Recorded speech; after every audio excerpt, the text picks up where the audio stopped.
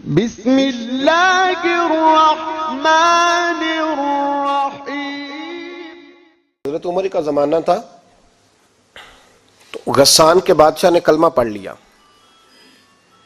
جو لوگ غریب کہلاتے ہیں نا وہ ذرا میری بات پہ زیادہ توجہ کریں، غریبوں کو سنانے لگاؤں، غریب ذرا توجہ کریں۔ غسان کے بادشاہ نے اسلام قبول کر لیا، اور اسلام قبول کرتے ہی وہ آئے حج کرنے۔ حج کے بعد فارغ ہوئے تو ایک نفلی طواف کر رہا تھا غسان کا بادشاہ، شاہ غسان۔ آج تو خانہ کعبہ میں بھی وی آئی پی پروٹوکول ملتا ہے، آج تو مسجد نبی میں بھی وی آئی پی پروٹوکول ہوتا ہے، یہاں آ کے بھی، یہاں بھی، اور دیکھتے صحیح تو کھڑا کہاں ہے، یہاں بھی پولیس والوں نے بازو پکڑے۔ سوچو تو صحیح، یہ حال کر دیا تم نے مذہب کا۔ طواف کعبہ ہو رہا ہے اور غسان کے بادشاہ نے جبہ پہنا ہوا ہے باریک اور لمبا، وہ طواف کعبہ کر رہا تھا تو ایک غریب آدمی کا پیر اس کے جبے پہ آ گیا۔ جب پیر آیا تو اس نے پلٹ کے غریب کے منہ پہ تھپڑ مارا۔ جب تھپڑ مارا تو اس غریب نے سیدنا فاروق اعظم کی عدالت میں مقدمہ کر دیا، کہا بادشاہ نے تھپڑ مارا ہے۔ حضرت عمر فاروق رضی اللہ تعالیٰ عنہ نے بادشاہ کو بلایا، فرمایا تو نے اس غریب کو مارا ہے؟ کہا جناب اس نے پیر رکھا تھا۔ تو فرمایا پیر رکھا تھا تو کیا ہو گیا، تو نے کیوں لمبا جبہ پہنا تھا، تجھے سمٹ کے چلنا چاہیے تھا۔ کہا میرے لیے حکم کیا ہے؟ حضرت عمر کہنے لگے یہاں اسے رات میں راضی کر لے، ورنہ صبح اسی جگہ اسی کونے میں خانہ کعبہ کے سائے میں وہ غریب تیرے منہ پہ تھپڑ مارے گا اور تجھے تھپڑ کھانا پڑے گا۔ غریبوں سنو سنو، ساری رات وہ غسان کا بادشاہ غریب کی منت کرتا رہا تو راضی ہو جا۔ غریبوں تم سے شکوہ ہے، تم 2-4 لاکھ پہ راضی ہو جاتے ہو۔ غریبوں تم سے شکوہ ہے، تم انصاف ہونے نہیں دیتے۔ غریبوں تم تھوڑی تھوڑی بات پہ مطمئن ہو جاتے ہو، تھوڑی تھوڑی بات۔ جتنے غریب تن ہیں لباسوں سے دور دور، اتنی ہی چادریں میں مزاروں سے چھین لوں، اور جتنے غریب گھر ہیں اجالوں سے دور دور، اتنی ہی روشنی میں ستاروں سے چھین لوں۔ اتنی تو ہمتیں ہو میری کم سے کم بلند کہ شاہوں کے تاج فقط اشاروں سے چھین لوں۔ تمہاری زیادتی ہے، تم نے ظلم پروان چڑھایا ہے۔ جب تم چودھری کے کہنے پر، ایم این اے کے کہنے پہ راضی ہو جاتے ہو، تم انصاف ہونے نہیں دیتے۔ ڈٹنا سیکھو، کھڑے ہونا سیکھو۔ جب اسے کہا نا راضی ہو جا تو وہ غریب کہنے لگا میں راضی ہو جاؤں اور کل تو کسی اور کو بھی تھپڑ مارے؟ فرمایا جتنی تیرے پاس دولت ہے لا کے قدموں میں رکھ۔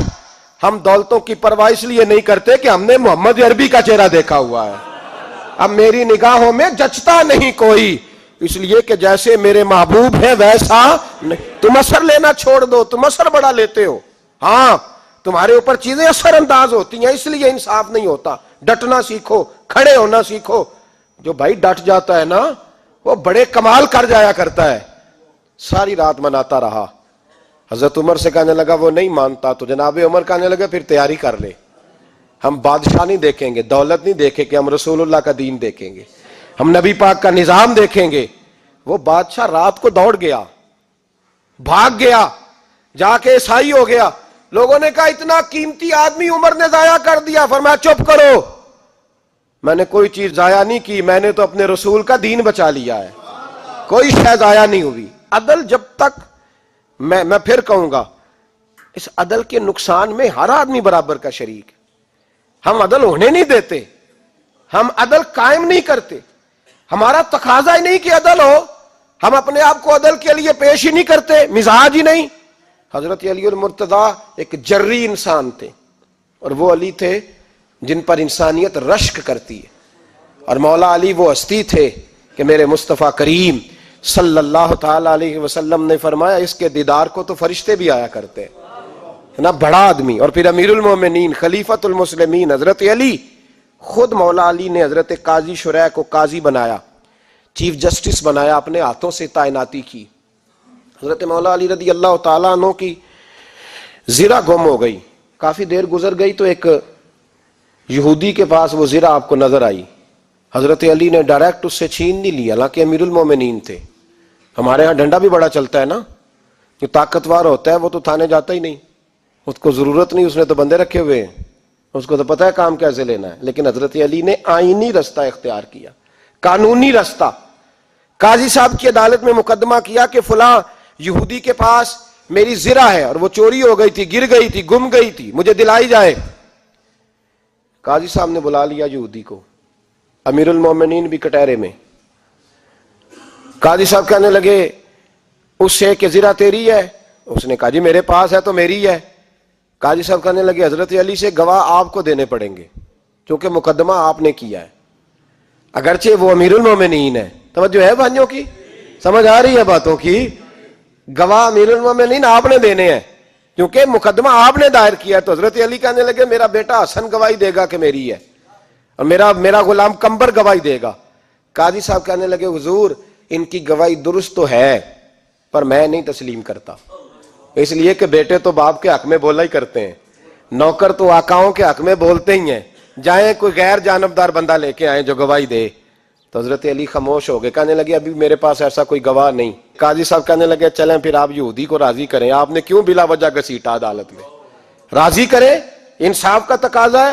تو حضرت علی قریب گئے, کہنے لگے بھیا ناراض نہ ہونا, زرہ تو میری ہے, ناراض نہ ہونا, میں نے غلط مقدمہ نہیں کیا. وہ علیحدہ بات ہے کہ میرے پاس گواہ نہیں تو میں کوئی بے انصافی نہیں کر سکتا, تو میرے ساتھ چل تجھے کھجوروں کا حلوہ کھلاتا ہوں تاکہ تو راضی ہو جائے. وہ یہودی کہنے لگا میں نے قاضی صاحب کا انصاف دیکھا اور جناب علی کا انصاف کے لیے کھڑا ہونے دیکھا تو میں مولا علی کے قدموں میں بیٹھ گیا. میں نے کہا علی جب تیری یہ شان ہے تو محمد عربی کا کیا مقام ہوگا. میں نے کلمہ پڑھنا شروع کر دیا. دیکھیں نا تقاضا پورا کیا ہے حضرت علی نے.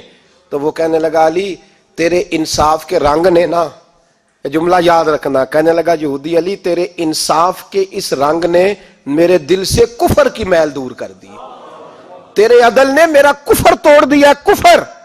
لیکن شرط دیکھیں نا, غریب آدمی ابو ایوب انصاری, ماڑے بندے, اب تو پیر اور مولوی بھی گنجائش نہیں نہ دیتا کسی کو بولنے کی, تو سیاست دان تو اللہ ہی کی پناہ, وہ تو پتہ نہیں کس طرح سوتے ہیں رات کو, اللہ ہی جانتا ہے, پتہ نہیں کس طرح اپنے آپ کو مطمئن کر کے وہ زندگیاں گزار رہے ہیں, خدا ہی بہتر جانتا ہے. حضرت عمر فاروق جیسا دلیر اور جرری آدمی جمعہ پڑھانے مسجد میں داخل ہوئے تو جناب ابو ایوب انصاری دروازے پہ کھڑے ہو گئے, کہنے لگے عمر تیرے نوکر نہیں, ٹائم پہ آیا کر, بڑی دیر سے کھڑے ہیں. کیوں دیر سے آیا ہے؟ بڑے جلالی تھے نا حضرت عمر, لیکن وہ جلالی اس وقت تھے جب کوئی ظلم کرتا تھا, اور ذات کے لیے جلالی نہیں تھے. کہا وقت پہ آیا کر, کو ملازم نہیں تیرے. تو سیدنا فاروق اعظم منبر پہ چڑھے اور فرمانے لگے اللہ ابو ایوب انصاری کا بھلا کرے, جب تک اس طرح کے لوگ موجود ہیں کوئی بادشاہ بگڑے گا نہیں, اللہ اس کا بھلا کرے, اس نے میری توجہ صحیح. اور پھر عمر رو پڑے, رو کے فرمانے لگے مسلمانوں معاف کر دو, غلطی کوئی نہیں, میرے پاس کرتا ایک ہی ہے, اور عبداللہ کی ماں نے وہ دھو کے خشک ہونے کو ڈال دیا تھا, غریب ہوں, کرتا دوسرا کوئی نہیں, تو وہ ذرا نا خشک ہونے میں آ کے دیکھ لو ابھی بھی گیلا ہے, مجھے معاف کر دو, میری غلطی نہیں ہے. صحابہ درد کے ساتھ رونے لگے اور کہنے لگے اللہ اس طرح کے حکمران ہمیشہ عطا کرتا رہے. میرے بھائی تو انصاف کا رنگ تو دے, ان تقاضوں کو سمجھنا.